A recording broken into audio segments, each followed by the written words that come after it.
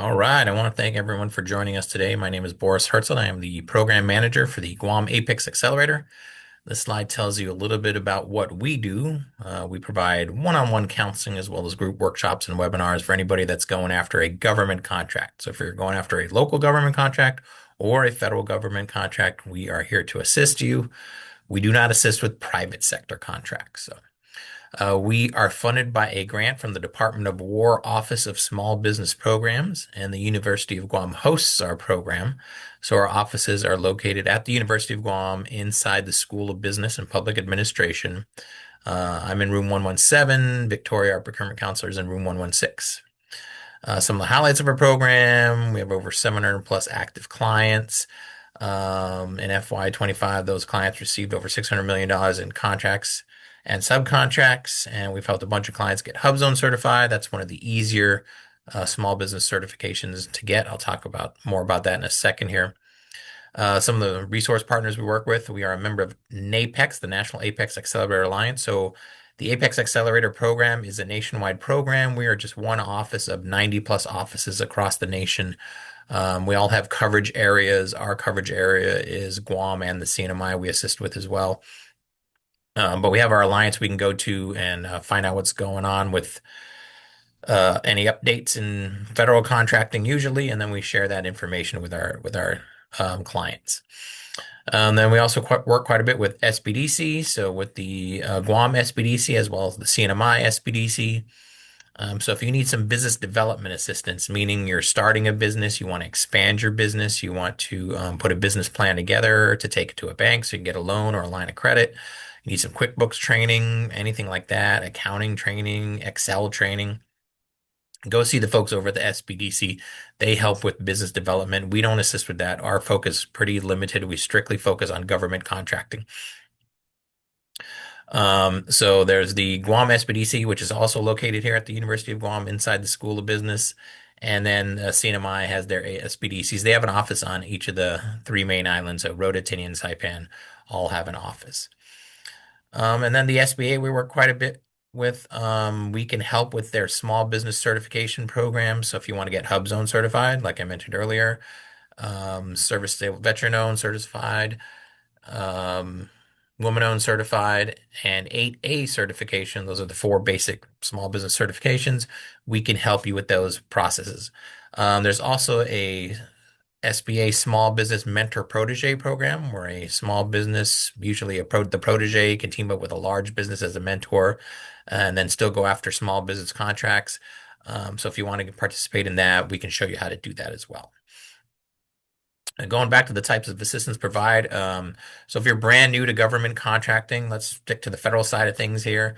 We will help you first find out what products and services you're selling. We'll help you find out which agencies are buying those products and services. 99 out of 100 times it's going to be Department of Defense.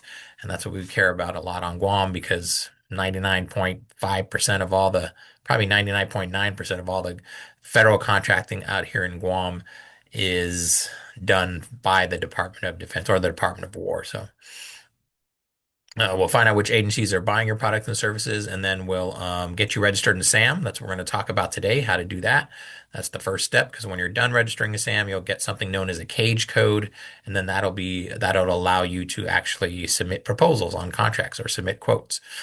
So we'll help you, once you get your cage code, find opportunities. So that's all done at sam.gov as well. And we do a whole webinar on that. Once you find an opportunity, something you're interested in, we can help you with your proposal and your quote. We obviously can't write your proposal for you and we can't price your quote for you, but we can give you tips and suggestions on what to include and not to include. Then win or lose, we can help you with the debrief process. You are entitled to a debrief, but you do need to request it. Depending on the complexity of the solicitation or the contract, the debrief might be just an email saying you weren't the lowest price, or it could be an actual PowerPoint presentation where they tell you your strengths and weaknesses of your proposal. So that's something you always want to know. You want to know your strengths and weaknesses so you can do better the next time around. So start to finish of the procurement process, we are here to assist. All our services are free of charge. It's all paid with your tax dollars already, so please take advantage of our services. Some more about us. Here's our website, guamapex.com. So if you know anybody who wants to get into government contracting, please direct them to our website. If they sign up as a client there, that puts them in our database, and then we'll reach out to them. We have all our contact information here as well, email address, phone numbers. And then we have our LinkedIn pages, our LinkedIn page and our Facebook page. So if you want to follow us there, that would be great because then you'll keep up to date with what's going on in government contracting. That's where we post stories and new rules and regulations or new things that are happening with government contracting. And then we have our YouTube channel. If you go to YouTube and type in Guam Apex, you can see all our videos, all our webinars just like this that are being recorded and we post on our YouTube channel. And we always keep the newest ones there. So when like this SAM registration webinar today will replace the existing one there. That's there now. So that the YouTube videos are always the most up-to-date videos. All right. So as we go through this presentation today, please feel free to use the chat function to ask any questions. There's a little chat button on the bottom of your screen, and you can just click that and type in any questions you have. Or if you want to wait till the very end, that's fine. We'll have time for questions as well. So, and like I said, this is being recorded, and everyone's going to get a copy of the presentation as well as a link to the recording so you can watch it whenever you like. Okay, let's continue on. So why become a federal contractor in Guam? This kind of tells you what's going on in Guam over the last 5 fiscal years. So you can see federal contracting has really gone up quite a bit. We hit 3.3 billion last fiscal year. We'll probably be somewhere near 3 billion this fiscal year. So it's a good trend for us. A lot of this is construction. So you might be thinking, well, I'm not a construction contractor, so what do I get out of this? Well, when buildings are built, they need all kinds of services for those buildings, right? You need alarm services, security services, maintenance services, janitorial services, maybe yard cleaning, landscaping type things going on. There's all kinds of things you need to do when buildings are built. And then there's products. Buildings need to be filled with stuff. So there's furniture that needs to go in there. There's all kind of systems that need to go in there. So there's plenty of opportunities for people who are not in the construction business.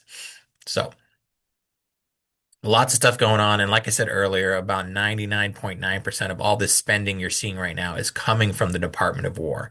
So if you're wondering who you should be targeting your marketing to, most likely the Department of War, unless you're in a really some niche space somewhere. But Department of War is where you want to go. All right.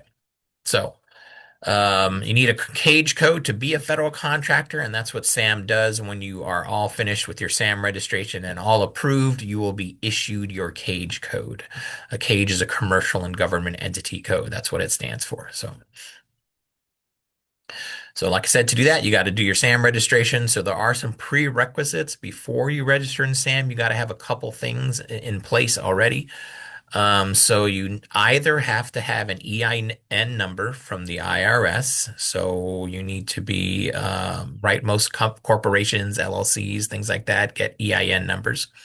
If you're a sole proprietor, then you need to at least have an SS number. A lot of sole proprietors have EIN numbers as well, but those are the two basic things you need before you get started with the registration. And then you also need a bank account. If you win a federal contract, and especially a Department of War contract, you will be paid direct deposit to the bank account that's listed in SAM. So the question that pops up usually is, oh, what if I don't have a business bank account? I just have a personal bank account.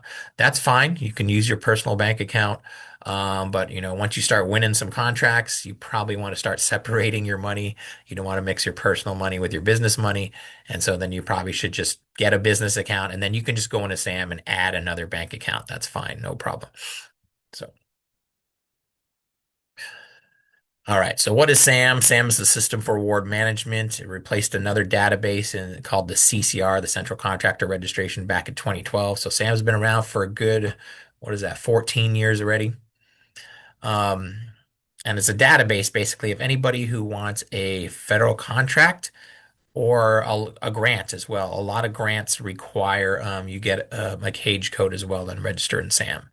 So if you want to do those two things, you need to register in SAM. Now, SAM does a whole bunch of other things, and we'll talk a little bit about that as well, but we're going to concentrate on the actual SAM registration to get the cage code. If you Google SAM, watch out. You will see things like this: federalcontractorregistry.com, uscontractoradministration.com, samregistration.com. If you see .com, it is not the government. The government websites will all end with .gov or .mil for military. So just be careful when you Google and when you're looking for SAM. A lot of these sites are red, white, and blue. They have a color scheme that looks like the United States, and they're just not.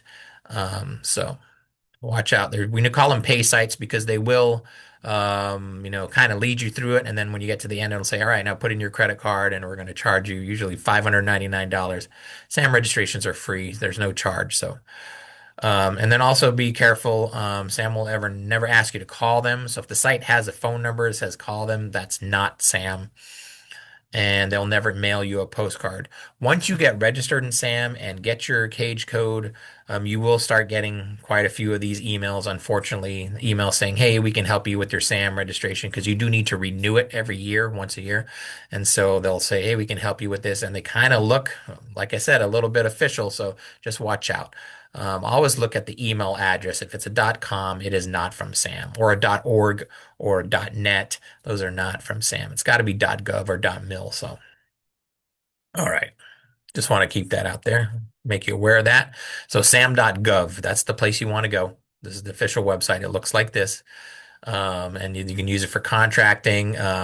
Wage determinations here are here as well. So when should you submit a proposal on a federal contract, normally the solicitation will let you know what wages are the minimum wages in effect for that solicitation. And you can, if it's not there, you can find out by checking the wage determinations here at sam.gov.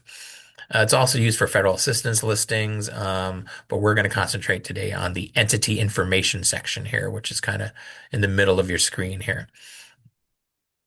Okay, so SAM uses two-factor authentication, and it uses basically another website called login.gov as their login system to log into SAM.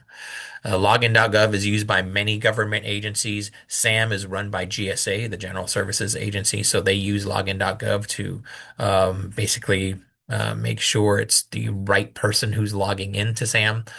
But other agencies use login.gov as well. So it's a two-factor authentication method, and we're going to go through that right now. So before you can enter your company data in SAM, before you can do anything with it, you got to create an account. So this is how you do that. And that's what we're going to do today. We're going to come at this from like you've never been in SAM. This is like you're brand new to it.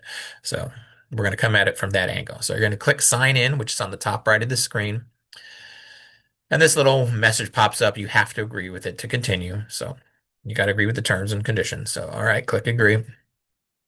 And then you got to, if you already have an account, you would sign in. If you don't have an account, and that's what we're going to assume today, you're going to create an account. So let's do that. Click create an account.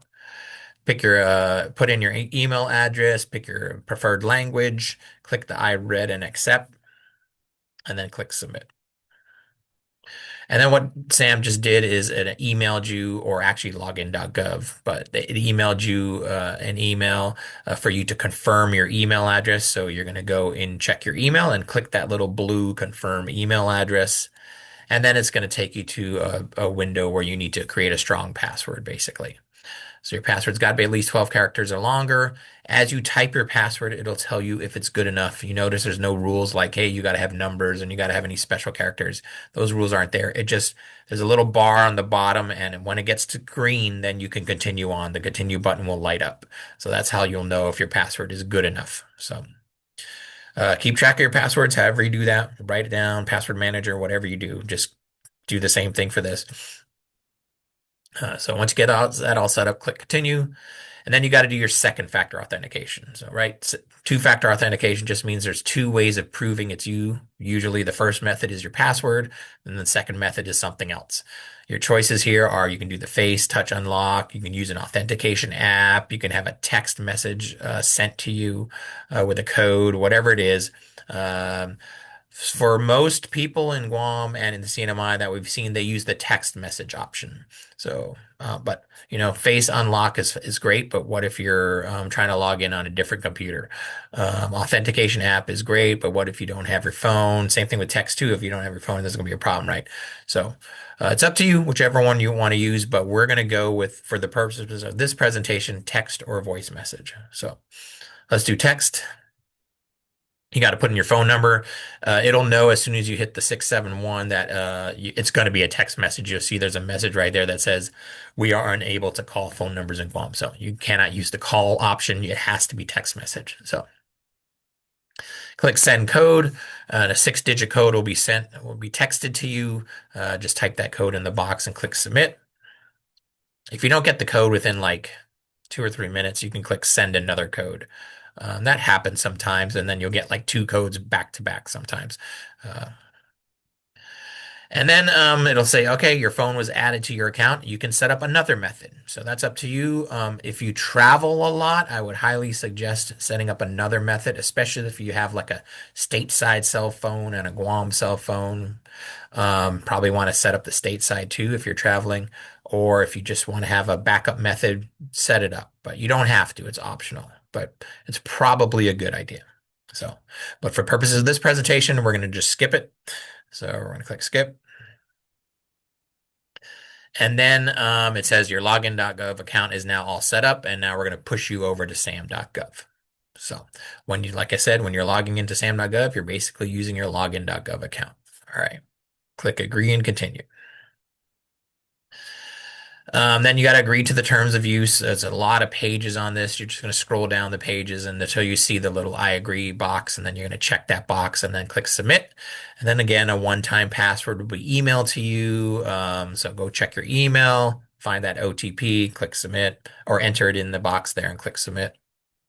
And then you will complete your profile. So you'll put in your first name, your last name, your email address will be there already. You can put your phone number if you want, but it's optional. And I'm always of the opinion that if it's optional, just don't do it. So and click submit. And then you get to this screen. Sometimes this screen trips people up. So basically, this is a request role screen. So if you're brand new to SAM and you've never logged into SAM, this is the first time you're creating an account for your company, you will click skip and finish. You do not need to do this request role thing. But let's say you are not brand new. Let's say I'm going to use a company. Let's use a bigger company like I don't know, IT&E, and they got a new person in their business operations that they want to give access to SAM. So they'll say, okay, why don't you set up your SAM account? And when they get to this screen, they will request a role, meaning they're going to request. So let me take a step back here. Because you are the first one doing this, let's say, go back to our old example. This is the first time we're doing this. You are now the SAM administrator for your company. You're in charge of the SAM registration for your company. But if we use our IT&E example, there already is an existing, because they're registered in SAM. So there is a SAM administrator. So if they want a new employee to also have access, that employee will request a role from that SAM administrator. And so they'll fill this screen out, and then an email will be sent to that SAM administrator saying, hey, this person's requesting access. Are you going to let them have it? And then that person will have to grant them access or not. So that's what this screen is for. So again, if it's the first time you're doing this, by default, you're going to be the SAM administrator. So you just click skip and finish. Okay, so now you've set up your user account and you're at your SAM workplace. It looks like this. You have a bunch of circles there with zeros in it. So the first thing we're going to do is we're going to add our company or our organization. And so in SAM, they call that an entity. So we're going to add new entity. So we're going to click add new entity. The screen pops up. You're going to click create new entity. Then it's going to start asking you questions. Basically, why are you registering in SAM is what they want to know. So we're going to pick the first one. We want to do business directly with the federal government. And then we're going to select we want to bid on a federal procurement opportunity as a prime, even though maybe we never want to be a prime. That's fine. Just select that option and then click next. And then they do some marketing questions. So they want to know how you got directed to SAM, who told you to go register in SAM, things like that. So you can just select the federal government there. There is an option there for Apex Accelerator if you want. You can do that as well. It doesn't matter. But again, this is just marketing. I guess they're trying to figure out, you know, which Who's directing people to SAM? That's what they're trying to figure out. So click next. And here's where you got to choose what kind of SAM registration do you want. If you only want a UEI, I'm going to talk about that in a second here. If you only want financial assistance or if you want all awards. Now, as government federal contractors, we want all awards. That means we have the option of bidding on contracts and also going after grants. We can do everything. If you pick UEI, which is the unique entity ID, if you pick that only, then it's going to let you go to a point where you get your UEI and then you stop there. That's only for companies or organizations that want state level grants, like local grants. Like GITA sometimes has money for, let's say, childcare. And so that's federal money from a larger federal grant, but then GITA is distributing that money. So GITA will say, hey, we need your UEI if you want to get this grant money. And that's all you'll need. You don't have to get the cage code. You just need to get the UEI. If you want financial assistance, then sometimes you do need to get the cage code, but you won't be eligible for contracts. Financial assistance is grants, basically. So we want all awards. So we're going to select third column, highest level at the bottom. We're going to pick that select. And then ask this question, are you registering a government entity? You're going to say no, because we are not government entities. And then where are you located? We are in the United States. Territories are part of the United States. So we're going to say yes to that. We are in the United States. Click next. Do you have a cage code? No, we don't. That's why we're doing this. We're trying to get a cage code. And then it gives you a little summary. All right, this is what you want to do. You want to register your company and you want to register it for everything. Yes, that's correct. So we're going to click next. All right. So now we get to something known as EVS, Entity Validation Service. So basically, this is where before they let you into SAM and start telling the government all about your business and the goods and services you sell and who owns the company and how many employees you have and what your annual revenue is, all that kind of stuff, they first want to make sure your company actually um, has the legal name it says it has and is located where you say it's located. You're going to have to prove this information. This is known as entity validation. So you're going to have to prove your legal business name, where it's located, when your company started, and where it started, basically. So you're going to have to upload some documents to do that. And here are the required documents.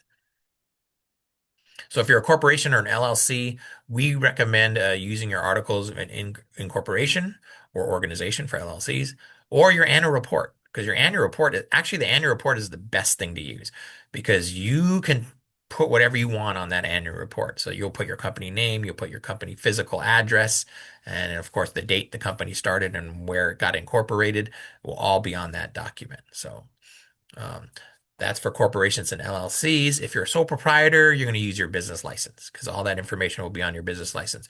Just note that for sole proprietors, the legal business name of your company is your name. It's the owner's name. It's not the DBA.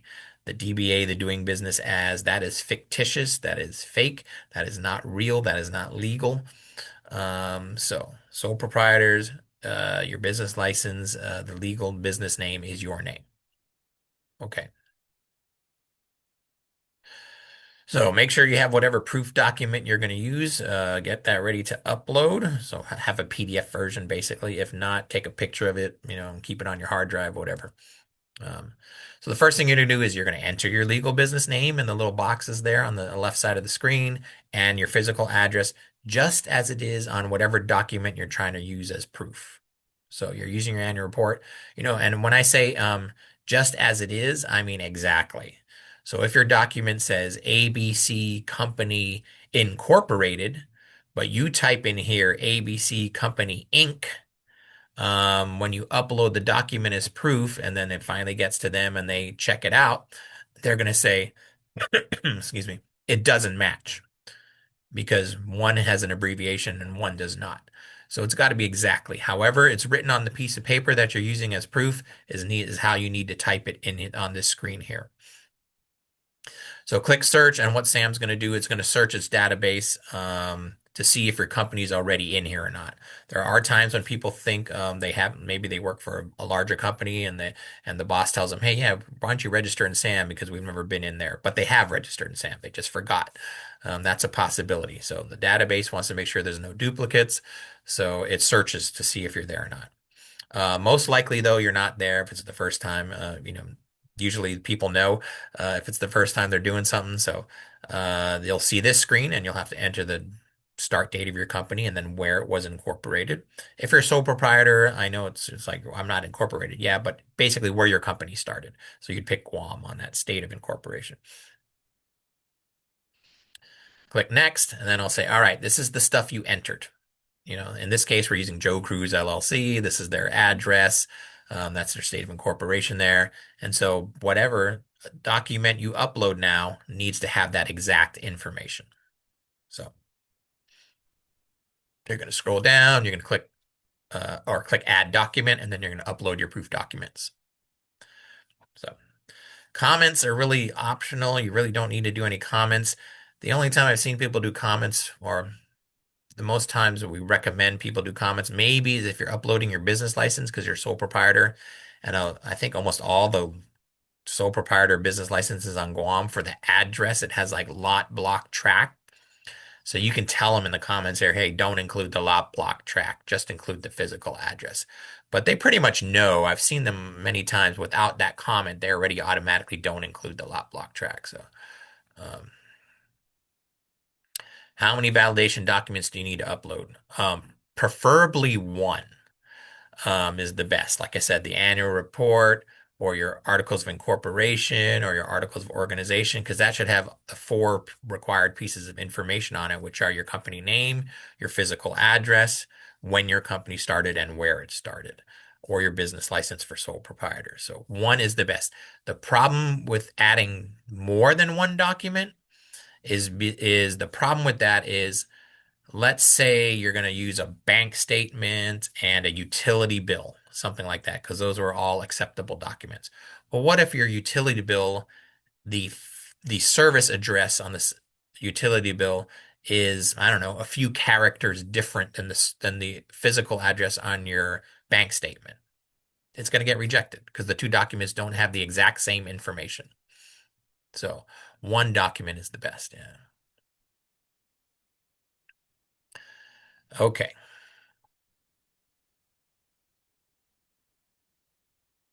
So then you'll tell them what kind of document you're uploading, and basically you got to check all four of those boxes there for that submit button to light up. So if you use one document, you can check them all four, and it'll light it up right there and click submit.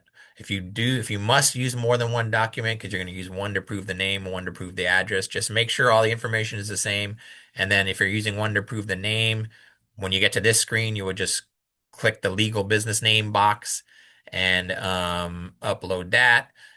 And then you would go and upload a second document and click the rest of the boxes. That's how you would do it. Because that submit button won't light up until all four boxes are checked. So, all right. So there, yeah, click add another document if needed. Okay, click next once you've done all that, and there'll be a review. Okay, this is what you're doing. This is the address, this is the name. Okay, if everything looks good, click submit, and you'll get something like this. You'll get a screen that says, hey, here's your ticket number, and we're going to review your documents in 1 to 5 to 3.5 business days. Usually it's just 1 day. It's really quick normally. I don't think this has slowed down yet, but it's usually 1, maybe 2 days at the max. And so what's going to happen is they're going to create a record for you. They're not creating your SAM registration, they're creating a record. Remember, this is not the SAM people per se. This is the entity validation service. These are the people who are trying to make sure your business exists with the proper legal name that you said it has and that it's located where you said it's located. So they're going to create a record for you basically in SAM. And when I say record, if you remember earlier, I said there was a screen where you type in your company name and your address, and then it does a search to see if you're in the database. That's what their record they're creating. They're going to create your record and put you in that database so that the next time you log in and do the search, you will be there. You will appear there. So, okay. So click close. It takes you back to your workspace. If you want to see your ticket and read your case, you can do that. There's a way to do that, but it's really unnecessary. Um, but basically, in a day or two, you're going to get an email from fsdsupport@gsa.gov. Just so you know what all that all means, GSA is the General Service Agencies. They're the one who runs SAM. FSD is the Federal Service Desk. They're like the help desk for SAM. So they are the ones part of this entity validation service. So, and you're going to get an email like this that says, hey, we couldn't find you in our database, so we added you. So entity added to database using the business license address verified. There you go. So that means you're now in the database. Okay. So once you get this email, I think sometimes it says something like wait 24 hours. If it doesn't say that, you can just log back into SAM and you're going to see a one in the circle that says pending ID assignment. So you're going to click that one and then you're going to click update entity to continue on. And then you're going to type in the same thing again, your company name, your address, and do that search for millions of records. But this time it's going to find your company and there you are. And it's going to say, okay, is this you? And it should be correct because they added it for you. And then you're going to click that little circle, click next. And now you've selected your company and everything should be correct. Hopefully they typed it all in correctly. I've seen sometimes they make mistakes. So if they make a mistake, you're going to have to say no, or sorry, you're going to have to say yes, I need to update something. That happens sometimes, and then you have to wait for them to fix it. But 99% of the time they get it right. And so you can say nope, do not update. Everything looks good. Click next, and then put in your state of incorporation. I don't know why they asked that, but and then they give you this option of do you want to be in Sam's public search? I tell everybody say yes to this. There's really no reason not to be in the public search. If you want to do apply for Hub Zone and 8A and woman owned and service able veteran, those kind of small business, you're going to need to be in the public search anyway. So the only reason I can think of if you don't want to be in the public search is if you have like I've seen this a naval hospital on Guam where they hire people as 1099 employees, so they're not official employees of the hospital, they're contract workers. And maybe those people, since it's just going to be their name and maybe they're using just a business license, they don't want that to be all out there. So they might say they might not click that yes. But in general, you should click that yes. Click the I certify and then click submit. And now you get your UEI, your unique entity ID. So if you stopped right here, you are not registered in SAM. All you have is a UEI. You don't have a cage code yet. But you could apply for local state level grants. That's that first, remember those three columns? That was that first column, basically, if you stopped right here. So, but we are not doing that. We need to go all the way and get our cage code. So we're going to click go to workspace. And then we're going to see, all right, we're going to click more, and there'll be a little thing that says register. We're going to click register. And then, okay, now it's saying, now what do you want to do? You notice the UEI option's not there anymore, the first column, because we already completed that. So now do you want to just go after grants or do you want to go after everything? We want everything. So we're going to click select in the highest column, all awards. We get this similar screen that we had before. We say, no, we're not a government entity. Yes, we're located in the United States. Click next. Do we have a cage code? No, that's what we're trying to get.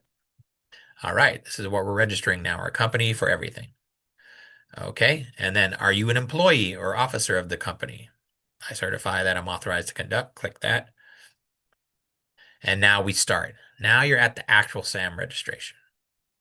And this is where you start answering questions about your company. There's 12 modules basically. So we're going to click start and go through module number 1, which is called business information. And then this is how the modules work is you'll click, it'll show you what you need to provide in the module. And then you'll click start, and then it'll give you a bunch of questions that relate to this first screen here. And then there'll be a review of your answers, and then you'll click save and continue, and then you'll move on to the next module. That's basically how this is going to work. It's just going to guide you through these 12 modules. So let's go through these.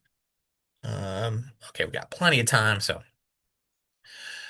first thing is if you have a website, you can add it here. If you have division names and numbers, you can add them here, but they're optional. So it's up to you.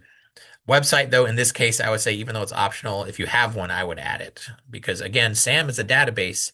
Contracting officers use this database to find companies. Large primes use this database to find smaller subcontractors. And if your website is there, that's great because then they can just click the link and check your website and get more information. So SAM is good for marketing. So you want to have as much marketing information there as possible. And then you can tell Sam what your mailing address is. So a lot of us in Guam, that's different than our physical. So we won't check the same as physical box, and we can put our mailing address, and that can be a PO box. That's fine. A mailing address is fine because it's not a physical address. It's just your mailing. So click save and continue. And then put in the start date of when your company was formed, which is strange because they should have that already, but you got to do that. And then put in the fiscal year end of your company. For most of us, that's December 31. That's the fiscal year, and it's basically when you close your accounting books. The government is a little different, right? Their fiscal year ends September 30. October 1 is the start of a new year for the government. But whatever it is for your company, put it in there. Click save and continue. And then there's a review. And if you need to change something, you just click the edit and it'll take you back to that screen. You can change it. If everything looks good, save and continue. And now you move on to the next module. So now you're in the second module, taxpayer information. So you can see how this is going to work. It's pretty simple, basically. So let's just go through these and I'll try to give you like comments or tips, or if we see known issues, what the common issues are and how to avoid them. So let's click start here. So here you put in your EIN or your SS. Like I said in the beginning, that's the prerequisite. You need to have one of these things. So put that in, click save and continue. Put in your taxpayer name. And so that if you're using the EIN, it's got to be whatever company name you used when you applied for that EIN number. That needs to match because what's going to happen after this screen is, and we complete this module, is an email will be sent to IRS to make sure the EIN number matches the legal business name. So if it's your social security number because you're a sole prop, then it's going to check to make sure the social security number matches that name. So, all right. The address, it's up to you, whatever address you want to do, does not too important. So save and continue. Then the first question, are you owned by a common parent? So that's a rare thing. Not a lot of companies are like that. So you're going to say no in this case. But if you are owned by a common parent, meaning the parent company and then it has a bunch of subsidiaries under it, then they're going to want to know what the parent company's name is and what their EIN number is. So click save and continue. So basically what this is telling you is if this is the first time for your company to register in SAM, you probably want the parent to start with the registration before all the subsidiaries start registering in SAM. All right. Then the name of the person executing consent. So basically the representative for your company, whoever's doing this and what their title is, click save and continue. Then there's a review. Everything looks good. Click submit to IRS. And then a one-time password will be emailed to you. So go check your email and type that one-time password in the box. Let me just see if something popped in the chat here. Title of individual executing consent CEO, what do we put there? So whatever the title is. So if you're a sole proprietor, you could say owner is your title. If you're in an LLC, you could say managing partner, whatever it is. Yeah, whatever your title is in that company.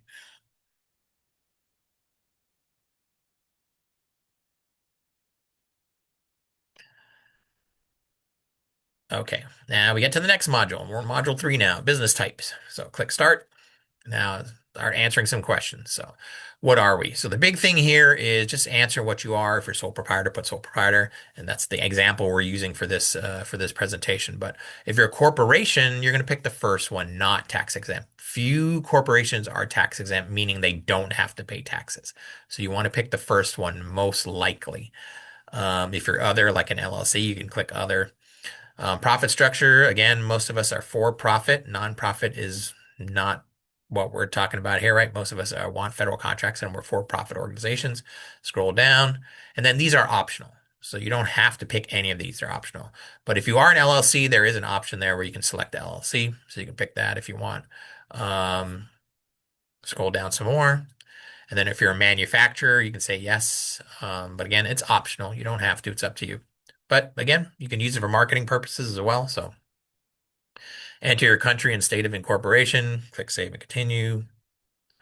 And then your socioeconomic types. So these are the categories, kind of how they, what social categories you have in your economic status. So if you look at these ones, you can see I've seen a lot of people for some reason picking small business joint venture. I don't know why, and these are optional, by the way, but small business joint, I don't know why you would do that unless you're a true joint venture. So, and a joint venture is basically company A is a company, company B is a company. They get together and say, hey, let's joint venture. They form another company called Company C. And that company has its own, it would have to register in SAM, it would have its own cage code. That would be the joint venture. So um, I would suggest not picking that unless you're actually in a joint venture. But if you're a veteran, you can select veteran owned. So these are known as self certifications. These aren't official certifications. So if you select the veteran owned or the woman owned, or yeah, the veteran owned or the woman owned, you're not automatically certified like that. The official certifications happen through the SBA, and you have to go to their website to do the official certifications. So these are just self certifications saying, hey, I'm a veteran or I'm a woman owned business, whatever it is. Minority owned is pretty popular. So if Chamorro, Filipino, any minority, basically, you can select that. Native American option there as well. On the bottom, there's the disadvantaged business enterprise. So that's a certification that comes from the Department of Transportation. Guam DOT does not offer that certification. So you'd have to select no if you're a Guam company, or unless you got that certification from a different state, which is rare. So that's those questions there. And then there's a review. Again, click edit if you need to change something. If not, save and continue, and you move on to the next module. So now we're at entity relationships. So click start. So it's basically saying, hey, is there an immediate owner? So basically, is there another company that owns or controls the company that you're registering? Well, again, that would be the parent sub kind type of thing. So if yes, which is rare, that's not the normal situation, then you will need to enter the N cage or cage. N is the NATO cage code. So it's basically for foreign companies. So if you're owned by a foreign parent company, you would put in the N cage code of the immediate owner. So again, that's telling you if you are the subsidiary, you're going to get stuck here because if you have an owner, a parent company, you have to put in their cage code. And if they're not registered in SAM, they don't have a cage code. So they need to get registered in SAM first before you. If you have any predecessors, are you a successor to a predecessor that held? So did your company buy another company that had a federal contract, that kind of thing? So if yes, then you're going to have to put in the cage code of that previous company. Are you inverted domestic corporation or subsidiary of a inverted domestic corporation? Again, that's rare. Most of us are going to say no, but that's basically a company that started in the U.S. and then move their basically their offices offshore into another country. So government doesn't like it when you do that. So they want to know about it.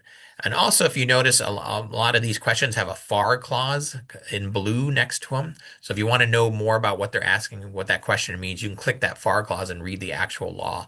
The FAR is the Federal Acquisition Regulation. It's basically the Bible of government contracting, federal contracting. So. All right, then there's a review. All right, say continue, move on to the next module. So financial information. So let's go to this module now. Do you accept credit cards? So can your company accept credit cards? Yes or no? The reason they ask this question is because the government has something known as a GPC, a lot of contracting folks, government purchase card, and they can walk into your shop and spend usually up to 10 grand, some places higher. I've seen some at like 25 grand on a credit card. They don't have to get three quotes. They could just buy. So if you accept credit cards, again, marketing, they'd like to know that. And then here's where you enter your banking information. So you're going to put in your bank routing number, your account number. You're going to select your account type. So is it checking? Is it savings? And then you're going to scroll down. And then one way to contact your bank. So you're going to have a phone number for your bank or an email address for your bank. So this is not your phone number. This is not your email address. This is your bank's information. Just one. You don't have to do all four of those. And it says optional, but I think you have to do at least one. So they're not all optional. And then payment address. So in case direct deposit is not working and they can't do an electronic transfer of funds and they actually have to mail a check, where would they mail it to? So that's what this screen is for. So, all right. So then there's a review. And so that's kind of what it looks like after you type everything in and then click save and continue. And then they're going to say, all right, there's executive compensation here. So, or I'm sorry, they're asking you the question, is your company in your company's preceding completed fiscal year, did it receive 25 million or more in annual gross revenues from U.S. federal contracts?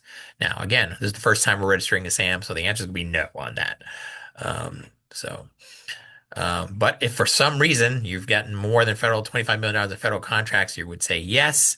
And then it's going to, the question will be, has 80% or more of your revenue come from federal contracts? And if you say yes to that, then the next question will be, does the public has access to compensation of your senior executives? So it's more for like publicly traded companies and things like that. Most of us are going to say no, I would imagine. So click save and continue. Now there's a review of the financial information section. So everything's there. Click save and continue. Make sure it's all good. And you get to the next section, legal proceedings. So click start. So the first question is, are you involved? So basically, they tell you just, are you involved with a procurement opportunity that contains provision at FAR, blah, blah, blah, blah. Again, we're brand new to SAM, so we're not involved in any federal opportunity. So we're probably going to say no to this. But if for some reason you click on that clause and you want to know what it means, basically they're just asking you, do you have federal contracts greater than $10 million? Again, we're brand new, so we're going to say no, right? If you for some reason you do, and you also say yes to that, then they want to know if you've had any civil, criminal, or administrative proceedings within the last 5 years. So anybody, is your company involved in any court cases, basically civil, criminal, or administrative? Again, most of us are going to be no on those screens. So, then they have some other proceedings. So these are, we call these the bad questions. You want to say, hopefully, no to all of these. Hopefully, you don't have any list offenses. They give you the offenses there on the right, what they're talking about here. So, any felonies? Has your company ever been convicted of a felony? Has any of the people who own the company convicted of a civil judgment in the last 3 years? And has the company or anybody who owns the company is presently indicted? It's basically what they want to know for those types of crimes there. Be truthful, be honest, click save and continue. Move on. Do you have any unpaid federal taxes in the past 3 years? Have you been notified of any delinquent federal taxes that exceed 3,500? So again, truthful honesty. They're going to know anyway. They're going to run checks. So, um, and then are there any active exclusion? Just that an active exclusion means a company that is debarred from federal contracting, meaning they cannot participate in federal contracting. So they want to know if there's any active exclusion for your company or any of the owners of the company. So again, truthful, honest. Click what you need to click. Save and continue.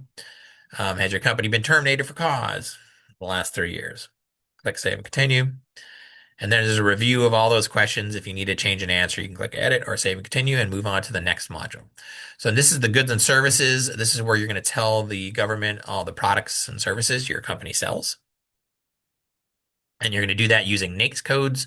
NAICS codes are North American Industry Classification System codes. They do two things basically. They classify and categorize what the government is purchasing, right? So they have a code for all these different things, and which is good. So the government can tell, like, okay, we're spending tons of money on 236220 and not enough on this other code or whatever. They just know where the money is being spent with all these different codes. The second thing it does, it's used in small business certification, basically. So every NAICS code has a threshold, and it's either a dollar threshold or an employee threshold. So let's look at the first code you see here, the 236220. That's a commercial construction code. Wow, we got some thunder and lightning going on. I don't know if you can hear that or not. So commercial and construction code here, 236220. So I think that has a limit of 45 million. If I'm not mistaken. So what that means is if you are averaging more than 45 million in annual revenue, then you are no longer a small business. Other codes have employee limits, like 1,000 employees, 1,500 employees, 500 employees. Same thing. If you exceed that threshold, then you are no longer a small business. So what you're going to do is tell the government the different products and or different industries basically that you're in, that you're involved in. And so if you're in construction, you could just type the word construction, and then a list will populate of different types that'll show like electrical contracting, HVAC, whatever, and you pick whatever applies to you. And then whatever that code is showing on the screen, then you click the add button and then it appears below in that box there. And you just keep doing that for the different industries you're involved in. So you're going to then have to pick one as your primary NAICS code. So you do that in that box there that says primary NAICS code. So of the codes you've selected, one of them needs to be your primary. Primary just means it's the majority of your business income comes from that industry. So, um, and then you move on. Click save and continue. Then there's product and service codes. These are optional, and a lot of times, like I said, usually optional. I don't do it, but in this case, you probably want to do it. Some states, in federal contracting, mostly they use NAICS codes when they're doing some market research to see which companies out there are offering what types of products and services. But some agencies like DLA, Defense Logistics Agency, they will also use product service codes to see what companies are selling out there. So again, this is a marketing database as well. So you want to tell the government about the products and services you're selling. You can put in some product to service codes as well. The NAICS codes, like I said, tell the government what industries you're involved in. The products and service codes kind of drill down a little deeper and tell them what actual products and services you're offering. So, and then they have a question: does the total anticipated price of offered product might exceed the 20%? So what they're basically saying is, are you selling U.S. stuff or not, basically? So yes or no. And then you want your business size, so how many employees worldwide and what your annual sales are worldwide. And then the location is optional. That's usually for larger businesses. If you're a small business, you can leave the location blank. You don't have to worry about that. But that's where they figure out if you're a small business or not, based on the number of employees and your annual revenue you enter in there, and then what your primary NAICS code was that you selected. So, all right, click save and continue. And then there's a question, is your entity a small disadvantaged business? Again, this is a self-certification. This is not an official certification. So you would say yes or no on this. And it gives you some definitions there of what they mean by small disadvantage. So it's up to you. Click save and continue. Now there's a review. Scroll down. Everything should look good. Click save and continue. Move on to the next one. What do we got about? All right, 35 minutes. Let's see if we can move a little quicker through here. So now we're in the business operations. So this is where you put in if you have any government security levels, top secret, secret, confidential. Again, it's optional, so you can ignore it. But again, marketing purposes. If you're a bank or insurance company, you would say yes and then enter more information on this screen. Basically, you can know how do you know if you need to answer this question with a yes? Well, if you answer yes, it's going to then ask you for your EDI, VAN, ISA, qualifier, SA. If you don't know what any of those things are, then you probably should answer no. So save and continue. Disaster response registry. Is your company available in times of disaster? So, maybe you're a cleanup services type company, or even anything you want to be available if there's a typhoon or an earthquake and FEMA's here and needs to take care of stuff. So if you want to be available, you can help. You can say yes to this, and then it'll ask you if your company requires bonding, and then you can tell them yes or no. And then if you say yes, you have to put in at least one bonding level. Click save and continue. It's going to ask you if you're, by the way, you are not going to see any of these screens if you say no. It'll just move on to the next section. But if you say yes, that you want to be on the disaster response registry, it's going to say, okay, where can you help? All of the United States, just one area, or multiple states. And when they say multiple, they mean three, basically. So it's up to you how you want to answer these questions. Then there's a review. Click save and continue. Move on to the next module, which is the points of contact. So I click start on that, start putting in your points of contact. So if they have first mandatory points of contact, then they have optional points of contact. This could be the same person for all your points of contact. It could be different people, however you want to do this for your company. I'll go through a couple of the more important points of contact here. But basically, you're going to put in the name, If you see something that's optional, like the middle initial is optional, the title is optional, you don't have to worry about that. You're going to put in the name, the email address, and the phone number. And the phone number says optional, but I don't think it is. You have to put in a phone number. Um, all right. Wow, that was a good thunder there. Set off some car alarms. So, all right. So do the same for the rest of your mandatory point of contacts. The two most important ones are the EBPOC, which is your electronic business point of contact. So by default, this person will be your PI or WAF administrator. What does that mean? It means should you win a contract from the Department of War, they use a system known as Pi, that you would need to log into and upload your invoice to get paid from them. And in that system Pi, there's a bunch of modules, and one module is called WAF. That's the actual module you use for the payment system. But by default, whoever you list as the electronic business point of contact in SAM is your Pi representative for your company. They're the ones who, their email address, their name, by default will be linked to the Pi system, and they will be the ones basically in charge of invoicing the government. So that's something you should know. So wherever you put in your EBPOC, make sure it's a person who I guess is involved in your accounting. It's probably the best bet. The GB government business point of contact is basically anybody, they're going to get all the SAM emails, anything related to, hey, you need to renew your SAM. It's 90 days out, or it's 60 days out, or it's 30 days out. So those are the two probably most important points of contact. Click save and continue. Then there's optional. If you're a larger company, you might want to have some alternates, like an alternate electronic business and an alternate point of contact for the government business point of contact. That's probably pretty good, especially maybe if your company has maybe turnover, quite frequently. So put some alternates in there, or put at least one alternate in there. So save and continue. Then there's a review. So then we move on to the financial assistance response. We're going to click start. So this is just basic asking, hey, do you wish to apply for any federal financial assistance?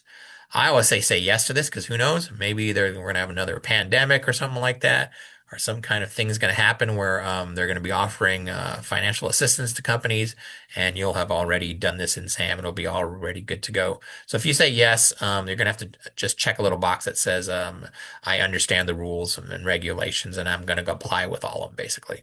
If you say no, it just moves on to the next screen.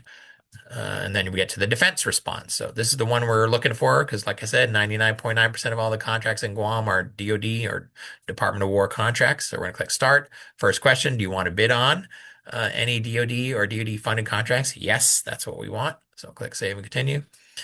And then they're going to ask you, okay, are you employing any severely disabled individuals? Are your financial statements in compliance with GAAP, generally accepted accounting principles? Are your prices and wage rates controlled by a foreign government, right? So answer those questions truthfully and honestly. If you say yes on the last one, that your wages are controlled by a foreign government, you're going to have to tell them, okay, which country is that? So are you owned or controlled by, is your company owned or controlled by a foreign government? If yes, again, you're going to have to enter which foreign government entity and their point of contact info. Again, most of us, that's going to be no, right? That's a rare thing. Satellite services, these all four questions deal with, are you launching satellites into space? So if you're not Elon Musk, you're going to say no to these. And then there's a review. Click Save and Continue. And now we go on to some representations and certifications. These are basically legal questions. So we're going to click Start. Are you in a labor surplus area? Guam is not. So we say no. But if you are, you will pick which state you're in. If you don't know the labor surplus areas, there's a list. There's a link on the bottom of the screen here that you can click that link, and they'll tell you all the labor surplus areas. Do you have any other locations for your business? Yes or no. If you do, you'd say yes, and you're gonna have to put in the address of the other location. Pricing. So, who can represent your company? Who can determine pricing? Who can sign a contract? Basically, that's what you're gonna put in the name and the title of that person. Exemption from service contract labor standards. So these questions all have the best answer, better than yes or no. They have the vendor will provide information with specific offers to the government.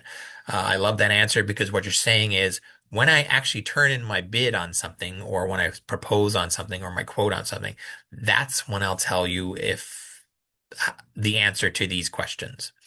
And so, which is fine because the reps and certs here, what you're doing is basically it's like a vetting tool. You're basically answering some legal questions and you're telling the government, okay, my answers that I put in SAM are the answers for my company as of right now, to these questions. So. Are you supplying any technology with limited rights? So again, I like that third answer. But I mean, if you are selling computer software, you could say yes. It's up to you. If you're not quite sure, pick the third option. The last two questions here cover telecommunications equipment. So there are banned telecom equipment that we are not supposed to be using in the U.S. Things made by Huawei, ZTE. There's some other Chinese companies. So if they want to make sure you're not using these um, equipment in your company or selling them. That's what these two questions are for. So yes or no on that. Are you selling foreign end products? And if you are they coming from countries that use child labor? That's what these questions relate to. So again, you can use if you don't sell any products, you can just say no. But if you do sell products, but you're not sure where they're coming from, you can use the third option. I'll provide information with specific offers to the government. So this one too, are you selling products that meet the EPA guidelines for something about percentage of recovered material content? I have no idea what that means. So, once I sell you a product that requires that designation, then I'll let you know, basically. So click save and continue. And now there's a review of everything. And now we finished all the modules. So now we're going to go through a review of everything and then submit.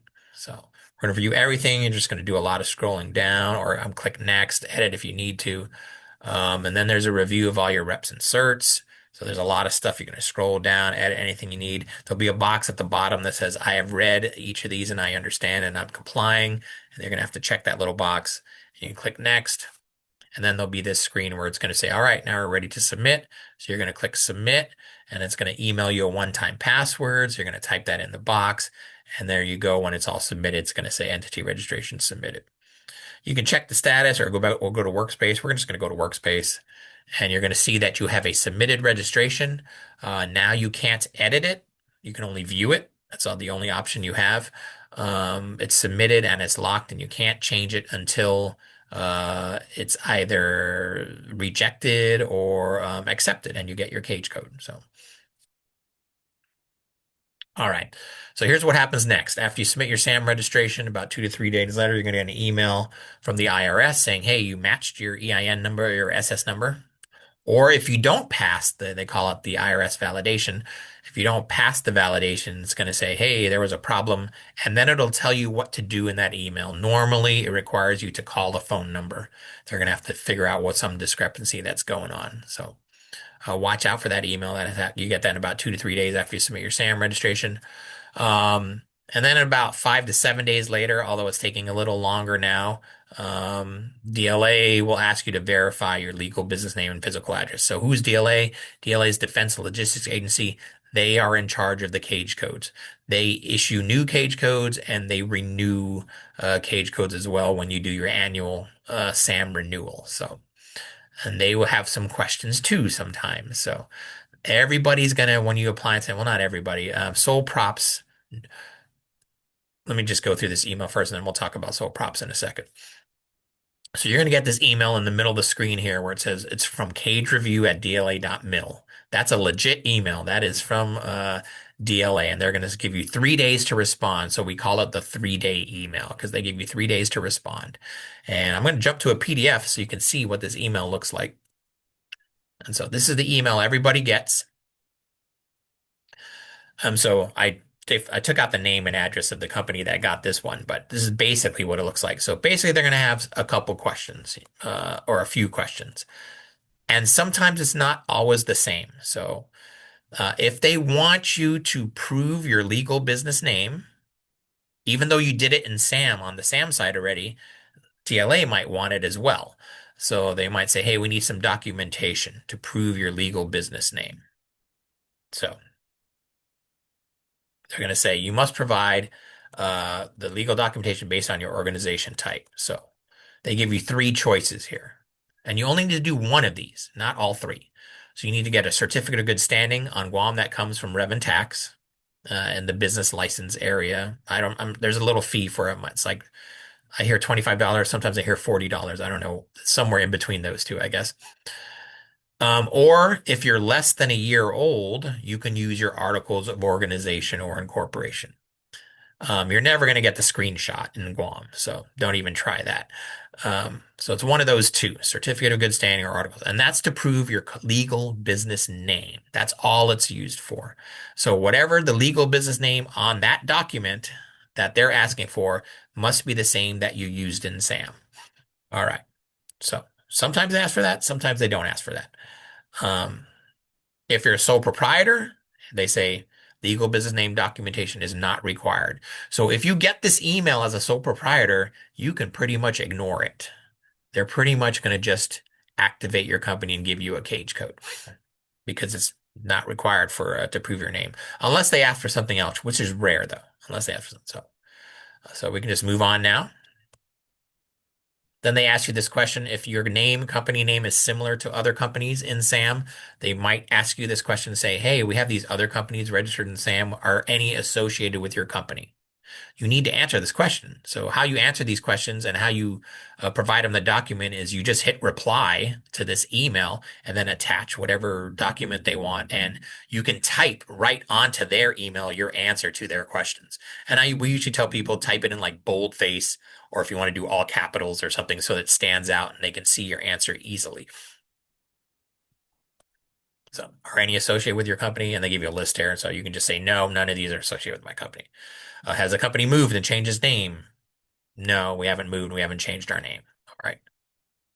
So in this case, they want to know, hey, this is your SAM physical address that you have. Well, now this case is a little different because this is a company that already existed and was doing a renewal. So you probably won't see this the first time you're doing this. But this is basically telling them, hey, you said in SAM this is your address, but our current records say this is your address. So what's going on here? So if you get that question, maybe you're doing a renewal. I know that's out of our scope of our presentation right now, but they'll say, is your SAM physical address correct and complete? You'll say yes or no. They'll ask you what kind of business is this, or is this location? Is it a virtual office? Is it a business incubator? Is it a home office? Is it a rental suite? Are you renting your office? Do you own the office? Whatever it is, answer that question. Is a majority of your business conducted from this location? Yes or no? And then if they want you to prove the physical address, they give you a choice of four things you can use to prove the address. So a utility bill, a property deed, a mortgage statement, a lease. What we found in Guam, the lease is probably the best thing to use. Utility bill, the service addresses in Guam never match the actual, I can't say never, rarely match the actual physical address because the service address on the utility bill is usually abbreviated and so it's not going to match. So they won't put the word street, they'll put ST or something like that. And if your SAM registration says street, it's not going to match. So a lease is usually the best thing to use. So just make sure whatever physical address is listed on your lease is exactly the same as it is in SAM. So, and a lease is probably easier to amend with your landlord than any of these documents. So, all right. Now the question comes sometimes, well, what if I am an LLC, but I'm working out of my house? The house is owned by me. I own the LLC. Well, what you need to do is create a lease from you to the LLC. Even though you own the house and you own the LLC is a separate business, is a separate company. And so it's basically renting a space in the house from the owner of the house. So you'd have to create a lease. If money is not changing hands, that's regardless. You just need to have this lease in place. Yeah. Okay. Point of contact information. So you just got to look through these bullet points and just answer these questions. So is each point of contact an owner officer, blah, blah, blah. So you would say yes. All right. Please confirm the point of contact email is a business email. Yes, it's a business email. Please confirm the point of contact phone number is a business phone number. Yes, it's a business phone number. So there you go. That's known as the 3-day email from DLA. Sometimes they ask all of these questions. Sometimes they don't. They just ask some of these questions. So, I can't say you're going to have to answer these every time, but just that's what you're going to be on the lookout for. And you're going to have to answer this question. If you have any problems with that email, we tell our clients just forward us the email and we'll tell you exactly how to answer their question. So going back to the PowerPoint here, you'll note on the DLA cage code site right now, if you want to look at it, I think it's cage.dla.mil or dla.cage.mil, something like that. But they have a note on there saying processing times have been extended. Commercial and government cage codes are taking longer than the standard 10 business days. It used to be faster than 10 business days. It used to be like five to seven. But I guess they're calling 10 the standard, and now it's taking longer than that. So just know if you want to register in SAM, you can't get this done in a week. This is a 2 week minimum, probably closer to three to 4 weeks. So don't try to get this done, and don't try to like, oh, there's an opportunity in SAM I want to bid on, but I'm not registered yet. That's going to take a little while. When your SAM registration is activated, you're going to receive an email. It kind of looks like this, and they just say, hey, it's activated, and it's going to have your company name. In this case, it's my name. It's going to have your UEI, which is the KCBFT. And then it's going to have your cage code. Why it doesn't say like, here's your cage code to make it easier, I don't know. But your cage code is in my case here, it's the 5SLN2. It's a 5 digit or 5 character code is what it is basically. And it usually has letters and numbers. Although I have seen all numbers and I have seen all letters, but it's usually a mix. And then it'll tell you when your annual renewal is, which is on the bottom of the email there. So once you get that, you can now submit quotes and proposals for federal contracts. And if you want to know where to find these opportunities, we do a whole webinar on that known as Federal Contract Opportunities. I'm not sure when we're going to do the next one, but our previous one is on our YouTube channel. So you can just go to our YouTube channel and watch it. All right. What if you want to update or renew your SAM registration, which you need to do annually? It's an annual process. It's pretty similar. So you would log into your SAM, you'd have a 1 in the active registration, or it might be inactive if you've missed the 1 year deadline, which is fine. You would just click on the 1 wherever it is, and then just go through the process. You click update. It's going to answer these similar questions that we saw before. I'm an employee. I certify. You can click next. I would like to update or renew my entire registration. That's what we're going to do. You notice there's an option there that says I would like to update my points of contact. If that's the case, if you only need to change a point of contact, you don't have to do a full SAM registration renewal. You can just check, I would like to update a point of contact, and then it'll take you straight to where that point of contact is. You'll change that person's name or change their phone number or change their email address, whatever it is in that point of contact. And then once you're done, it's instantly updated. But that's the only thing you can instantly update in SAM is a point of contact. If you want to change anything else, answer a question differently, add a NAICS code, um, do your renewal. I mean, or you have to do the entire entity renewal. You have to go through every single screen. The points of contact is the only thing you can change immediately. So then we get to this screen we're all familiar with again. So we're going to select the select in the highest column there. And then it's going to say, all right, here's your cage code. This time it knows you have a cage code because you're doing your renewal. So it's going to say, is this all correct? Is everything the same here? Yep, next. And then you're going to be registering, click next, review your information. Now, if you've moved, let's say your company's moved, you're no longer at this address, then you would say this is not correct. And then you'd have to go through that entity validation again, where you'd have to prove your address. You're going to have to upload a document that proves the new address. And then you're going to have to wait for them a day or two to change that address for you. You cannot change a physical address on your own. They have to do it for you. So, but normally people don't move their companies around. Usually they stay in one spot for quite a while. So you would just say, yes, everything's correct. You click next, move on. And then I'll say, all right, do you want to be in the public search? You're going to say yes, and you move on. And then there you go. You're right back to where we started before. Everything's the same. Like before, you go through all the slides, through all the modules, all 12 modules, do the same thing like you did before. So pretty simple to do the renewal. So basically a little summary here. SAM's a 4-part process. You got to set up your user account at login.gov, right? Because that connects you to SAM. Then you're going to validate your company. The entity validation service is going to be the one that makes you prove your legal business name and your physical address. Once you get out that all done, you're going to get your UEI, right? That's what they give you, your unique entity ID.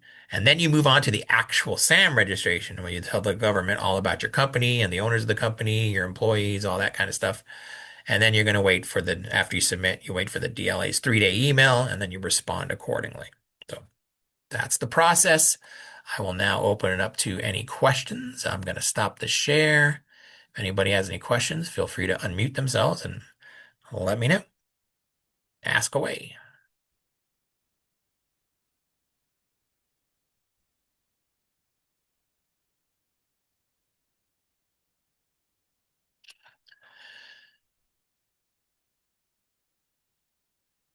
I think we got a question coming in here from Lou. It's connecting to audio, but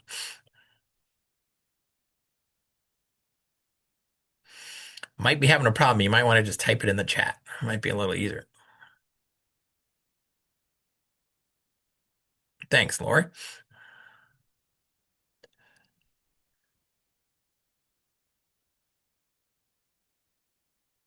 Well, if there are no questions, what do we got next week? We have the SDVOSB with VBUC. Yeah, that's right. So next week, next Thursday, 10 a.m., which I think is 2 p.m. Wednesday, Hawaii time, we will be doing our how to get veteran-owned small business and service-able veteran-owned small business certified. So we'll be going through that process. That webinar is actually hosted by the VBOC of the Pacific. And so, Lori, if you're still there, you want to say anything about that, or?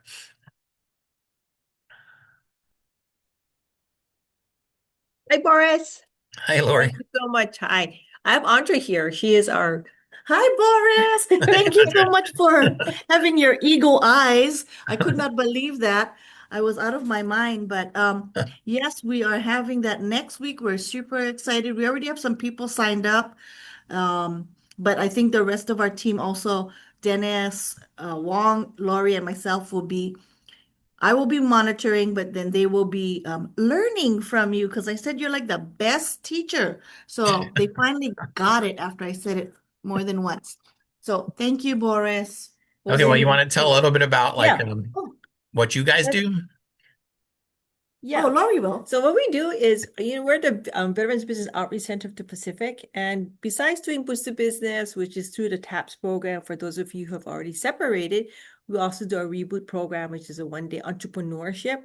But we do counseling, one-on-one counseling for the military community, veterans, active duty spouses, and so forth. So, in line with and training, we do other training, and one of the partnerships that we do in training is with Guam APEX on the SAMs and then the vet certification and the service disabled veteran-owned small businesses as well. But wanted to kind of let the audience know that if you or you know someone who is a veteran and owns a business, they really need to get vet certified or service disabled because veteran-owned small business certified, because there's other opportunities, and Boris is going to talk about that at the next one. So, and there's other programs. So being vet certified, getting your certification with SAMS is really important. So just want to put a piece in there so that pass the information along to anybody that you know. Right. Okay, great, great. Thanks, Lori. Yeah, so if you know any veterans out there who have businesses, that's great. If we want to get them certified as veterans or service-disabled veterans. And so yeah, sign up for next week's webinar. The link is on our website. You can sign up. It'll take you to I don't know, where are you guys doing the registration? Is it on University of Hawaii's website or We're doing it on the vet force. Oh, So okay. at Yeah. vet force. Yeah. Yeah. So So, anyways, if you click the link on our website, it takes you straight there and you can just sign up. Yeah. yeah, Yep. that's great there. Okay. All Thanks, right. So, Boris. you're welcome. All right. So, thanks everybody for joining us today. Have a great rest of your day, and hopefully, we see some of you next week. So, thanks a lot.